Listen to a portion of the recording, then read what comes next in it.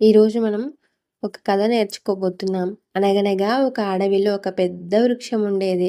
ఆ వృక్షంలో చాలా పిట్టలు, పక్షులు గూళ్ళు కట్టుకొని సంతోషంగా ఉండేవి. వృక్షం వాటికి గాలి, చలి, ఎండ తగలకుండా కాపాడేది. ఒకరోజు ఆకాశం అంతా మబ్బులు కమ్ముకున్నాయి.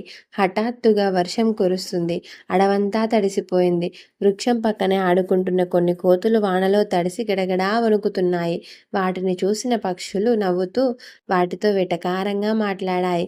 మేము ఇంత చిన్నగా ఉన్నా మా ముక్కులతో గడ్డి తెచ్చుకొని సమకూర్చుకొని గూళ్ళు కట్టుకున్నాము. మీకు 2 కాళ్ళు, 2 చేతులు ఉన్నాయి. మీరు ఇల్లు కట్టుకోలేకపోయారా అని ఎగతాళి చేశాయి. మూర్ఖులైన ఆ కోతులకు చాలా కోపం వచ్చింది. అవి కోపంతో ఊగిపోతూ గబగబా చెట్లెక్కి పక్షుల గూళ్ళను ధ్వంసం చేశాయి. ఆకులను, కొమ్మలను విరిసి చెల్లాచెదురు చేశాయి. గూళ్ళలోని గుడ్లు పగిలిపోయాయి. పక్షి పిల్లలు భయంతో ఏడుపునందుకున్నాయి. అంతా నాశనం చేసి కోతులు అక్కడి నుండి వెళ్ళిపోయాయి. గూళ్ళు, చెట్లు, వాటితో పగిలిపోయిన వాటి గుడ్లను చూసి అయ్యో అయ్యో అనుకున్నాయి పక్షులన్నీ.